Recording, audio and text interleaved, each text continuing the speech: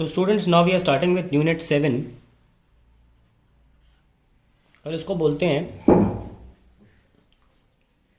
Dual nature of matter and radiation.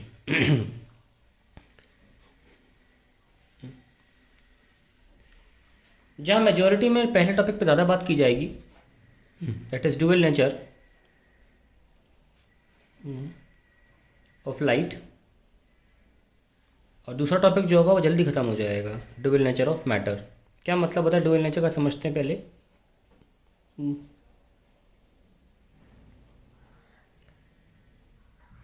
पुराने ज़माने में 16-17 सेंचुरी के बीच में दो साइंटिस्ट थे मेनली। एक थे हाइगन्स और एक थे न्यूटन। हाइगन का मानना था लाइट इज अ वेव, और न्यूटन का मानना था light is a stream of particles. Stream of particles. और उनको कॉपर स्कल्स बोलते थे, शायद स्पेलिंग गलत हो, ठीक है। उन्हें कॉपर स्कल्स बोलते थे, और कॉपरस्क्यूलर थ्योरी ऑफ लाइट बोला जाता था इसको, और इसको simply Huygens theory, wave theory of light बोला जाता था। काफ़ी एक्सपेरिमेंट हुए और अल्टीमेटली हाइगन की वेव थ्योरी को ज़्यादा सपोर्ट मिला। In fact most of the support हाइगन की थ्योरी को मिला, लेकिन दोनों ही अपनी ही थ्योरी को एक्सपेरिमेंटली साबित नहीं कर पाए। ओवर द ईयर्स हाइगन की वेव थ्योरी ज़्यादा आगे बढ़ी और न्यूटन की पार्टिकल थ्योरी ऑलमोस्ट कचरे के डब्बे में डाली जा चुकी थी। लेकिन फिर सन 1908 में से लेकर 1905 में एल्बर्ट आइंस्टाइन आ जाते हैं,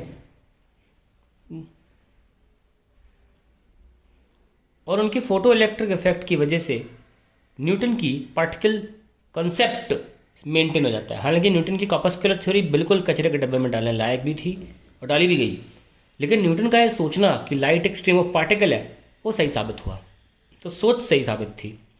तो आइंस्टीन की फोटो इलेक्ट्रिक इफेक्ट जो था, उसने ये साबित किया कि light also behaves as particle. मतलब कह सकते हैं कि light has inertial properties. Inertial property मतलब जिनमें इनर्शिया हो। इनर्शिया किन में होता है? इनमें मास होता है, यानी कि लाइट में मोमेंटम होगा, एनर्जी होगी, ऑल दीज थिंग्स। एनर्जी तो खैर वेव में भी होती है, मेनली मोमेंटम होगा लाइट में। तो मोमेंटम साबित कर दिया था हमने, और इसकी वजह से लाइट को पार्टिकल नेचर भी मिला।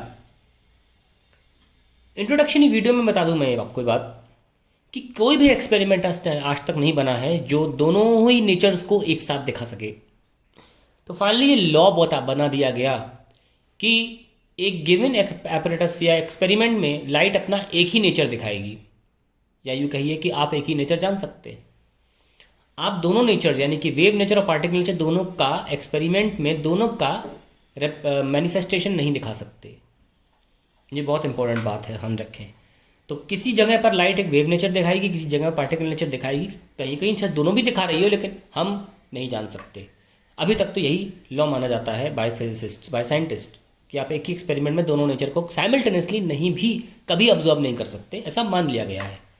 खैर, तो हम क्या करने जा रहे हैं, हम सबसे पहले इस चैप्टर में लाइट के पार्टिकल नेचर को पढ़ेंगे। वेव नेचर को हम पहले ही पढ़ चुके हैं, इंटरफेरेंस, डिफ्रैक्शन, है ना, ये सब वेव नेचर्स हैं। रिफ्लेक्शन, रिफ्रैक्शन, ये वेव नेचर ऑफ लाइट हम ऑलरेडी कर चुके हैं। तो यहाँ पे हम लाइट का एक बचा हुआ नेचर करने जा रहे हैं, रेडिएशन का, that is particle nature of light. और बाद में हम मैटर का बचपन से पढ़ते आ रहे हैं, पार्टिकल नेचर मैटर का, कि आप लकड़ी, पत्थर, ग्लास, पेंसिल छूते तो हो, पार्टिकल तो है ही। तो यहाँ पर हम मैटर का सिर्फ एक बचा हुआ नेचर भी एक्सप्लोर करेंगे, जिसे कहते हैं वेव नेचर, जो मिस्टर डी ब्रॉय ने, लुई डी ब्रॉय जो साइंटिस्ट थे, उन्होंने उजागर किया था, जिसके लिए उनको नोबेल प्राइज़ भी मिला। ये चैप्टर अपने आप में बहुत इंपॉर्टेंट है। इसका वेटेज इतना नहीं है, 40 नंबर होता है, पर इसका हमारे फिज़िक्स की दुनिया में, इतिहास में बहुत बड़ा स्थान है।